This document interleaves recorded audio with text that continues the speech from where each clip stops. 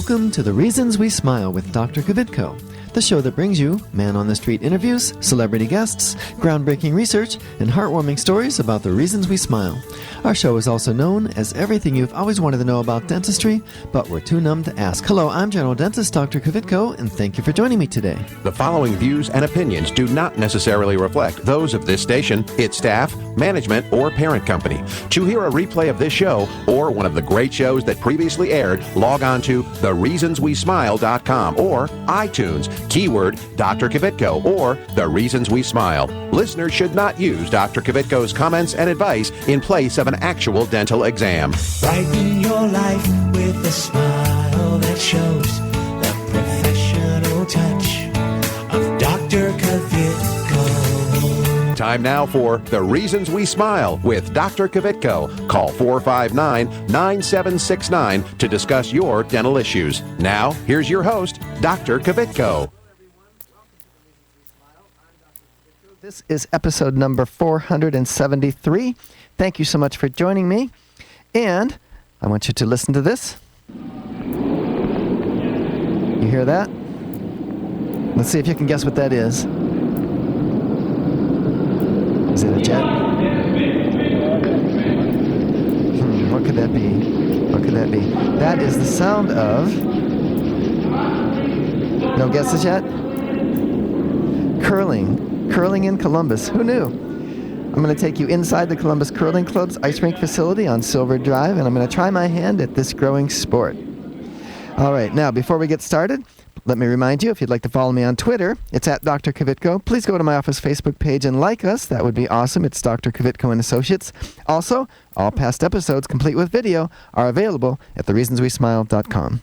All right, so today's show is going to be about curling in Columbus. I didn't even know we could curl in Columbus. You may know that I was the owner of the Worthington Ice Center. So we're at the Columbus Curling Club. It's indoor ice, 3 lanes, 3 sheets. What's your name? Matthew Weber. Okay, so explain to me what curling is and how you score. So curling is a sport that was invented in Scotland. It's very popular in Canada now. The main idea is you've got a rink of ice, and on each end of ice you have these colored rings which are called the house. The house, okay. Yep. And then there are 8 stones for each team. Each team member will throw 2 stones in alternating team order. So the red team will throw a stone, the yellow team will throw a stone, back and forth. How do you decide who goes first on that first throw? So on the first end, you actually just flip a coin. Okay. And then to be the team that throws the last stone is an advantage. It's called having the hammer. Okay. So it's a big advantage because you get the final say right on everything that happens. So if you win the toss, you go second? If you win the toss, you usually pick to go second. Yep. Okay. And then the other team gets to pick what color they want. Why does that matter? It doesn't really. Just to make them feel good? Just to make them feel good. So then once all the stones come to rest, after the team has thrown their last stone and every stone stops, you look at the center of the house and you start to search outwards. And whatever stone you see first, let's say it's a red stone, then you know that the red team is going to score. Okay.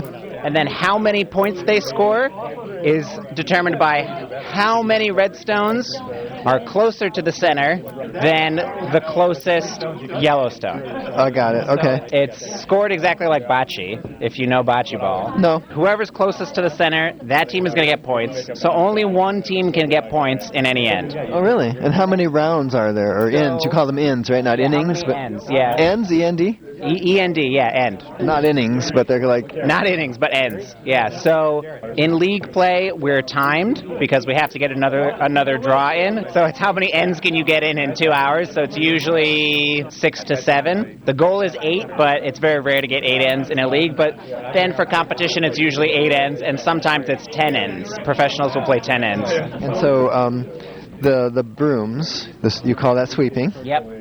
And what that does is you can direct the stone into a certain direction, and you can make it keep going when it would otherwise have stopped? Yeah, so the point of sweeping is really twofold. It's to carry the stone further down the ice than it would go by itself, so you can get it to go further, like you said. And then as the stone's moving down the ice, it's also moving sideways a bit. Because you spin it when you start it? Because it's rotating, yeah. And so you can also sweep to try to keep it straighter than it would normally go. So you try to make it go further, and you try to keep it straighter. Okay, what happens if you touch it accidentally? So if you touch the stone, it's called burning the stone, and there's two scenarios. The first scenario is if you burn the stone before it crossed the hog line, which is kind of what demarcates stones that are in play. If you burn the stone before then, you just take it out of play. It doesn't count. So if it's crossed the other hog line and somebody burns the stone, then actually what happens is you let it go, you let everything happen as it would happen, and then the skip, which is kind of like the captain of the team, the skip of the team whose stone it wasn't, then they get to decide what to do. They can either leave everything as it is, which maybe It's a crappy throw. if it was favorable for them, or if they think, like this just happened in our game, somebody burned a stone and I said, you didn't change things at all by burning the stone, so it doesn't matter. So curling is a very sportsman game, right? And I just say, it doesn't matter, leave it where it is, it was a good shot, you didn't affect it. You can just leave everything where it is. You can put the stones where you think they would have gone had the stone not been burned. You can put all the stones back to where they were and just take it out of play. Okay, now give me the names of the team members. There are 4 people on a team, right? Yeah, so there's 4 people on a team. There's the lead, because they throw the first stones, they lead off the end. Then there's the second. I'll let you guess what stones they throw. And then there's the vice skip, or the vice. They're the third in line. And then there's the skip, and the skip goes last. And the skip's job is to stand at the far end of the ice, and they kind of direct the play. So they get to call the shots. They tell you where they want your stone to stop, and they tell you where you have to aim for your stone to stop there. And they're thinking about the strategy the whole time. The 2 skips are playing a chess match out there, trying to position the stones exactly where they want them to go, trying to make it as hard for their opponent as they can. Okay, because once you throw a stone, the other team can hit your stone out of the way. Yep. Right? Yeah. So they can just remove your stone out of play. So you want to try to hide your stones behind other stones to make it more difficult. You want to try to spread your stones far out so they can't take out 2 at the same time. Okay. So is it like track relay? The 4th member is the anchor, the one that's the best? Typically the 4th member is the person who has the most experience, Okay. because they'll have seen the most ends, they'll have the most strategy experience, and usually, they'll probably be the best thrower, but typically your teams consist of, so in leagues here, the teams just kind of get thrown together, but if you're going to take a team for a competition, most of the people on the team are going to have close to the same amount of experience, so you're trying to put together a good team. They're all going to have chemistry together, and that's very important because the whole team works together on every shot. They do. Yeah, so you have your skip who's calling the strategy, and he's calling the sweepers on to sweep for the line for if he thinks they need to keep it straight. You've got the person who's throwing the stone, and so they've got to throw the stone on broom, they've got to aim correctly, and they've got to give it close to the right weight. And then you've got the sweepers, and the sweepers will sweep when the skip tells them to for the line, right? So Okay. so it stays straighter. But the sweeper's job is to know how fast the stone is going, because they're the people closest to the stone. So they have the best idea of where it's going to go. And so it's their job to know to sweep. If they think it needs to go farther, they just start sweeping. They don't listen to the skip, because the skip's 100 feet away. He's got no clue how fast the stone is going, right? So You don't tell him that, you just do it. he knows. Sometimes he'll try to call for weight for during a game, and then after the game you go, no, don't do that. That's not your job. So now, what's a typical score? You play, let's say, 8 ends. What would a typical score be? Usually your job as hammer, The one that goes last. yep, you're trying to score 2. That's your goal. You're trying to get 2 points in an end. If you're the team without the hammer, you're either trying to keep the team with hammer to 1. Okay. So if you can force the other team to only score 1 when they have the hammer, and you get 2 points every time you have the hammer, then you win very easily. Okay. Right? It really quickly adds up and you win. So if you can do that, that's great. You can also try to do what's called steal, whereas you can get a point when the other team has the hammer. So if you get points when the other team has hammer, that's called stealing. Okay. And usually if you're trying to steal, it's hard to steal more than 1 point, so you're usually just trying to steal 1. Okay.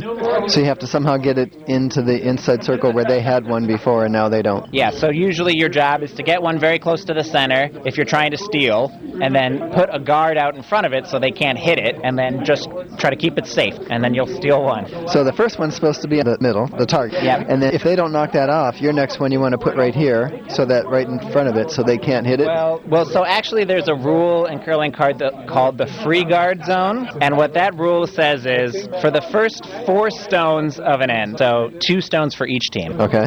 If the stone is not touching the house and it's above the tee line, so the The tee line is what cuts the house in half, right? So Okay, the target. if it's anywhere above the top half of the target and it's not touching any of the target, it's called a guard stone. And you can't remove a guard stone from play until the 5th stone of the end. Oh, okay. So that would mean as my first stone I would throw as a guard because the other team can't hit it.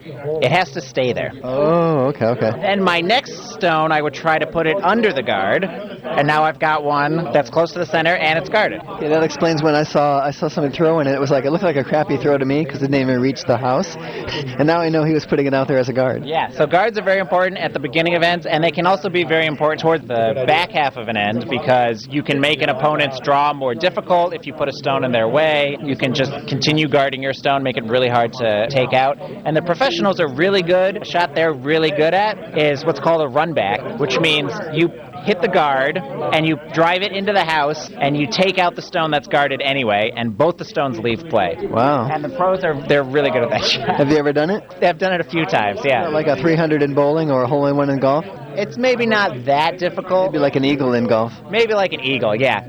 Yeah, it's tough to do. The pros can do it pretty well. If you do it, you're pretty happy, right? Yeah. So there's more to it than I thought, which means that's probably why you drink beer after you play, right? Yeah, that's part of it. That doesn't stop some people from drinking before they play, too. But they're a little easier to beat. Okay, now I see one woman out there is wearing a helmet, and I think she said that she had fallen and hit her head a few times. Have you guys ever had any injuries, like head injuries or tooth injuries? Yeah, I don't know if we've had teeth injuries. I know that somebody hit their head, actually. My teammate brought some people in and one of them hit their head one night. So you've got to be careful out there. And wearing helmets is becoming more popular, especially if you feel uneasy on your feet, just because if you fall down and you hit your head, it can be pretty dangerous. So. Okay, now the gear that you wear, you all have special shoes, right?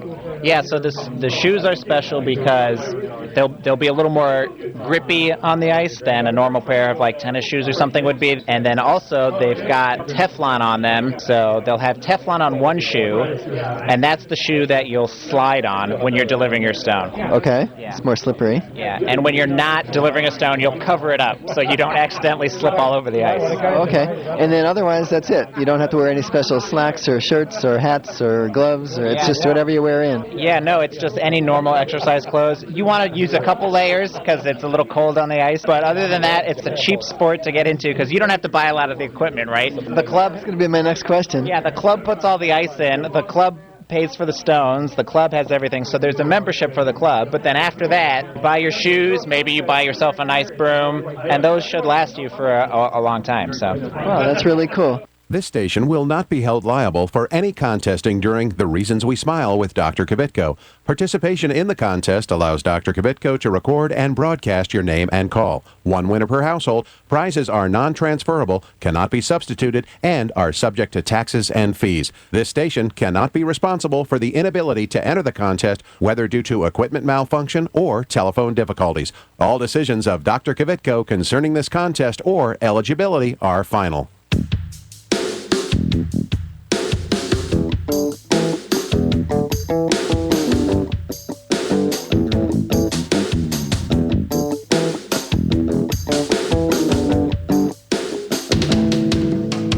And now it's time for Dr. Kvitko's Question of the Day. All right, and if you couldn't tell from the disclaimer, we're going to do a contest. You're going to have a chance to win free flowers from DeSantis Florist. Let me just give you the number now. You can maybe get your phone ready to go, 614-459-9769. The question is, which of the following statements are true about the Columbus Curling Club? A, according to Matthew, they've never had a person chip or break a tooth while curling. B, they have their own facility at 2999 Silver Drive in Columbus. C, their phone number is 614-COL-CURL.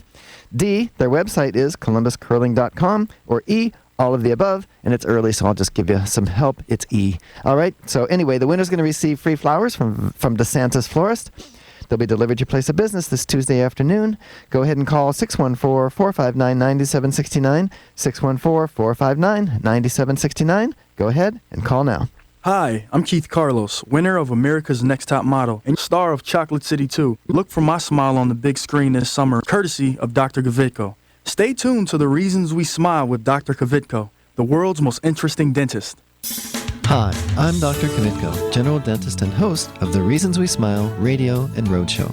Did you know that you no longer need to visit several different dental professionals to get more complete dental care? We handle everything from cleanings and orthodontics to restoration, implants, and smile makeovers, all in my office. And now we have 2 locations. Get the most advanced technology and procedures available today. It's more complete dentistry. Visit worldsmostinterestingdentist.com for more info about Dr. Kvitko. Dr. Kvitko! Let's go!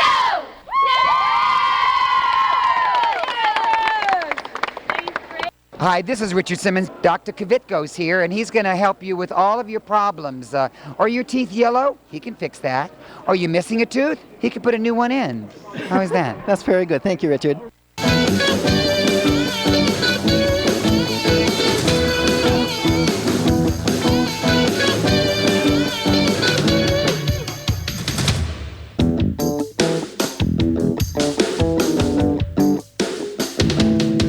All right, we're back. We're doing Dr. Kvitko's question of the day. We have Erica on the line with us. Erica, good morning. How are you?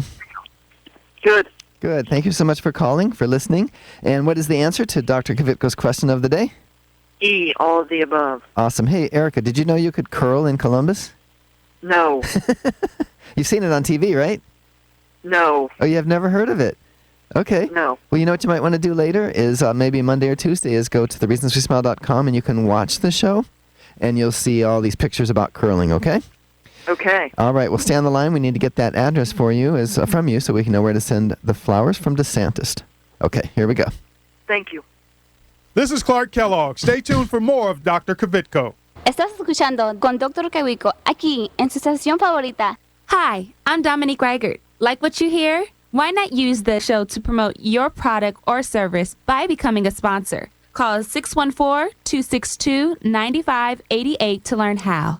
That's 614-262-9588. Call now. Hi, I'm Dr. Kvitko, general dentist and host of the Reasons We Smile radio and roadshow. I've been honored to help several famous people get a perfect smile, like Keith Carlos and Dominique Reigard from America's Next Top Model, and Ted the Golden Voice Williams from right here in Columbus. Isn't it time you had a celebrity smile? It costs less than you might think, and most of the time, it can be done in one visit. A new smile can make a world of difference. Visit worldsmostinterestingdentist.com for more info about Dr. Kvitko. I'm Grandpa, and I go to Dr. Kvitko, and I still have all my teeth. Real ones. Where's my glasses?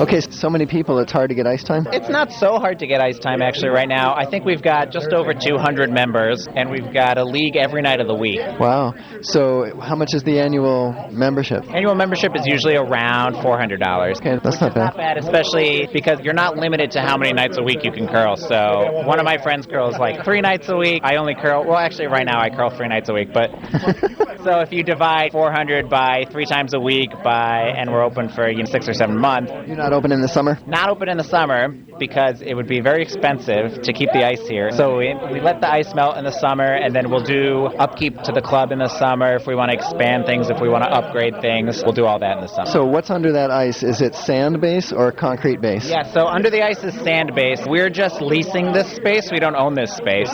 So we can't pour any kind of concrete permanent base. So we've got a sand base that's bound in, and then in the sand we have the glycol tubes which are laid, which is what goes through and keeps the ice cold. Yeah, so a lot of clubs that are permanent structures that have dedicated ice will have like a concrete base, and then they just can put their ice in there. But since we don't own this space, we can't pour concrete in it. Still pretty cool. I did not know it was here. Yeah, it's kind of a hidden little gem. So all those cars out there that I thought were looking for Bunk and Loft to be open, and they're closed. Now I realize what they're all for. Yeah, now they're all here. Yeah, and Bunk and Loft, they're not open now because they had a fire. So actually, at the very beginning of our curling season, and we were lucky because it didn't impact us that much. We had some smoke damage damage, and we had some soot and stuff infiltrating, but we didn't have any problems with the ice. Our ice was already in, so if that fire had come into this part of the building, possibly the whole season could have been gone.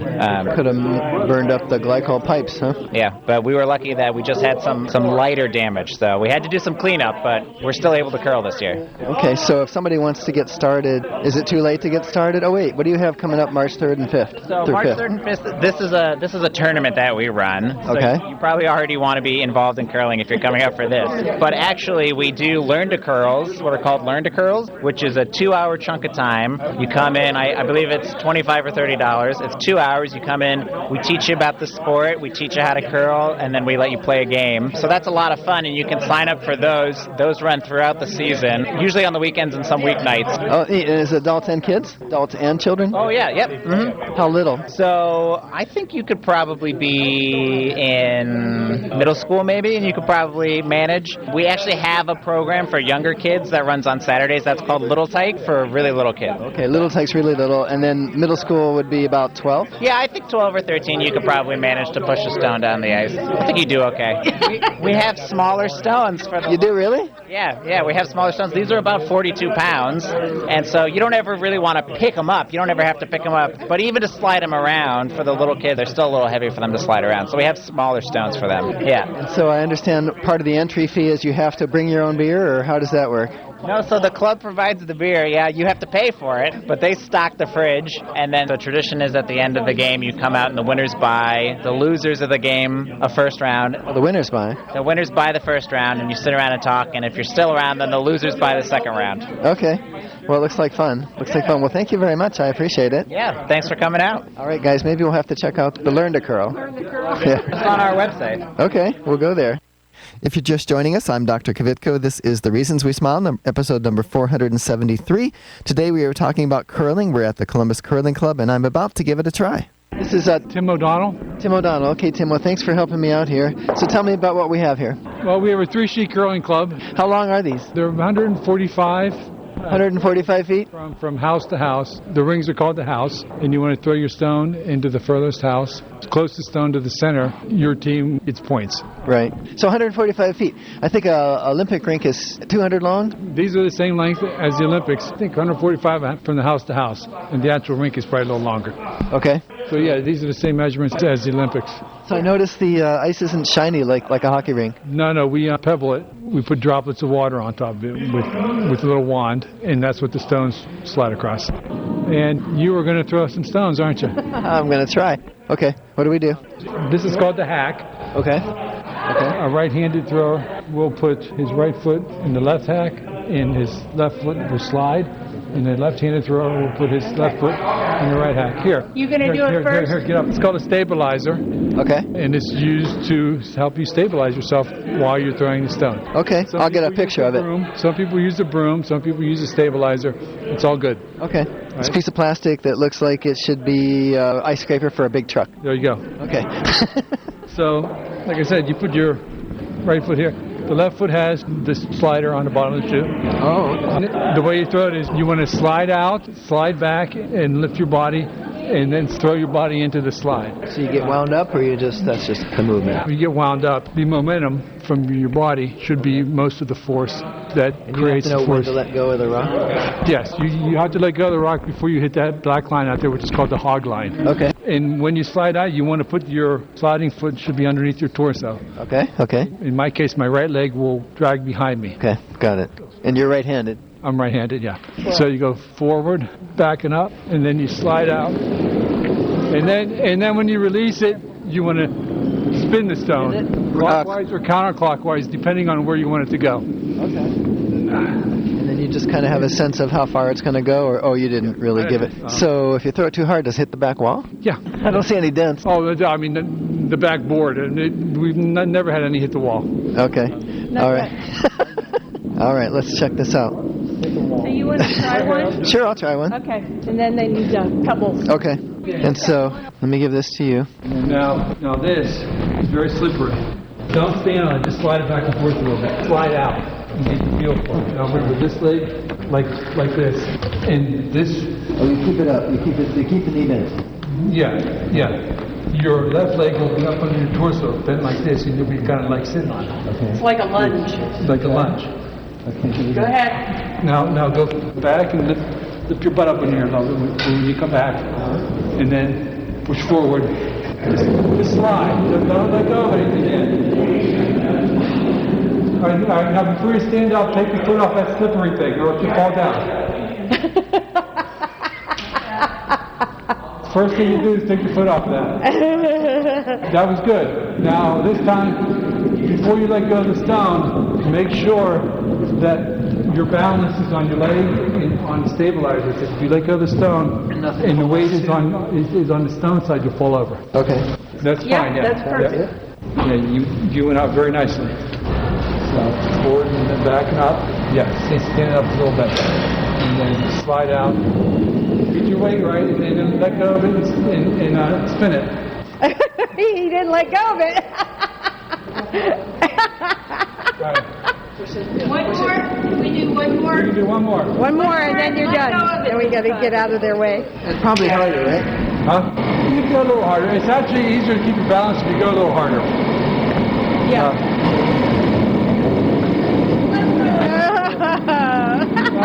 Step off the sliding thing first. Get up.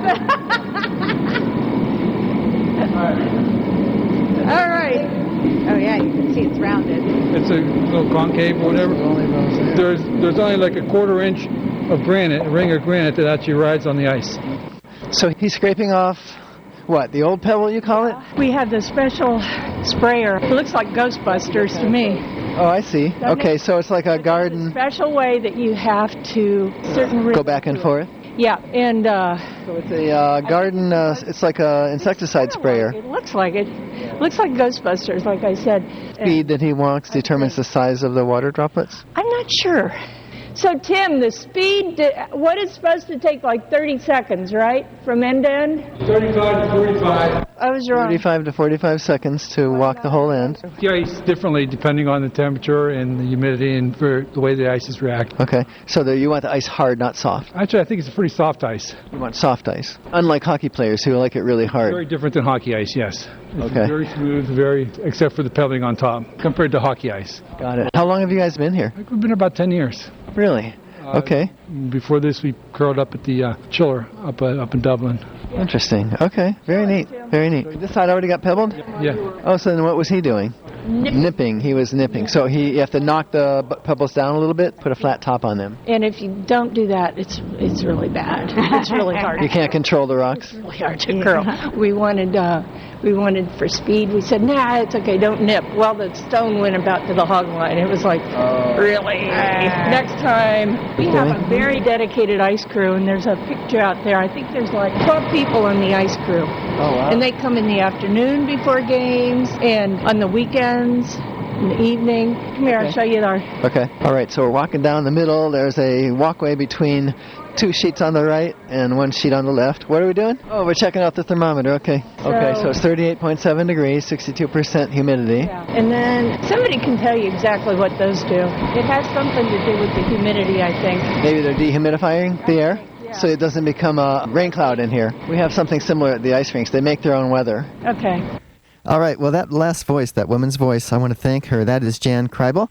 She is the reason that I was able to she put this all together for me, so I'm very, very thankful to her.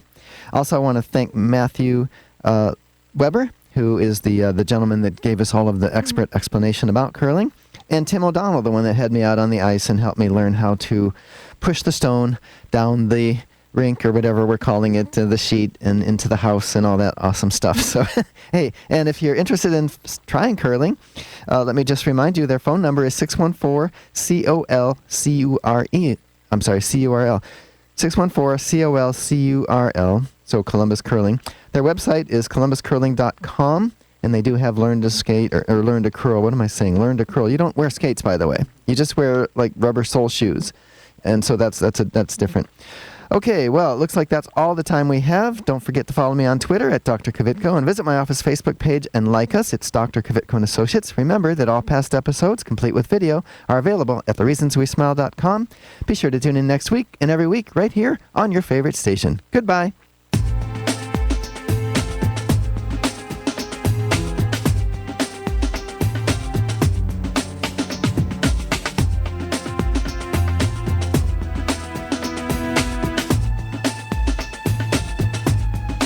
This is Carly Red from Love and Hip Hop Atlanta, the hit show on VH1, urging you to tune in next week with my dentist, Dr. Kvitko.